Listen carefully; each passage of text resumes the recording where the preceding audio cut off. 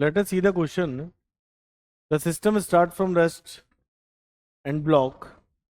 A attains a velocity 5 meter per second after it has moved 5 meter towards right. Assuming the arrangement to be frictionless everywhere, the pulley and the string to be light, value of the constant force पूछा गया है. तो इसमें FBD बना के इस question को किया जा सकता है एंड कंस्ट्रेंट रिलेशन का भी यूज आएगा इसमें. कंस्ट्रेंट रिलेशन भी यूज में आने वाला है. तो सबसे पहले FBD इसका बनाते हैं, यानी कि यहां पर कितना लग रहा है F और इसमें टेंशन मान लेते हैं T है, या आप चाहें तो इसको सीधा सीधा लिख सकते हैं कि पुली में दो टेंशन है T और पुली को इधर से खींचा जा रहा है F से. तो यहां पर आ जाएगा F minus 2T is equal to 6 into acceleration.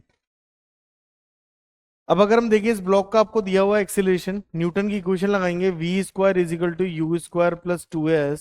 Final velocity हो गई 5, इनिशियल 0 थी, एक्सेलरेशन आपके पास है नहीं, ऐसे आपका 5, तो a इज इक्वल टू आपका हो जाएगा 5/2. तो ये एक्सेलरेशन आपका है. तो यहां पर आप लिख सकते हैं f minus 2t is equal to 6 into 5/2 यानी 15. ये इक्वेशन एक हो गई. अब हम बात करते हैं इस वाले ब्लॉक की. अब देखिए ये पुली से कनेक्टेड है और टेंशन अपन ने यहाँ लिया ही था. अगर ये पुली x सरकती है, यानी इसका एक्सीलरेशन अगर x है तो ये 2x होगा, यानी अगर इसका एक्सीलरेशन आप a मान रहे हो तो इसका डबल होगा.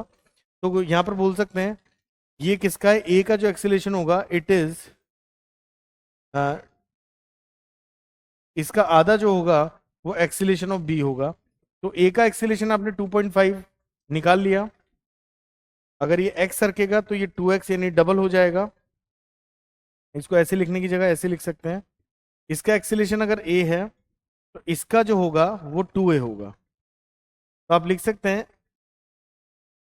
एक्सीलरेशन ऑफ b का आधा जो करेंगे वो होगा एक्सीलरेशन ऑफ a. तो यहां पर आप लिख सकते हैं acceleration of b is equal to 2.5 into 2 यानी कि 5. अब यहां पर लगाते हैं FBD.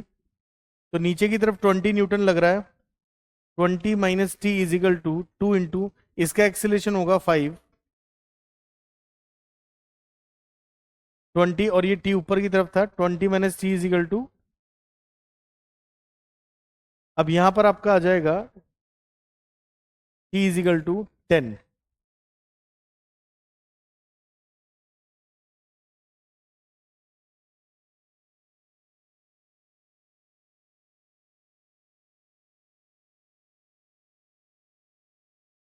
इसको उल्टा करेंगे. T minus 20 is equal to 2 into acceleration आ जाएगा 5, तो टी की वैल्यू आ जाएगी 10 प्लस 20, तो टी आपका हो जाएगा 30 न्यूटन टी हो गया. अब टी की वैल्यू यहाँ पुट करेंगे और आंसर निकाल लेंगे. तो यहाँ पर f minus 2t is equal to 6 into 5/2. T की वैल्यू आपके पास 30 है, ये हो जाएगा 15. f is equal to 15 plus 60, तो यहाँ पर आपका आंसर आ जाएगा 75 न्यूटन. तो जो सही आंसर होगा वो इनमें से होगा 75 न्यूटन.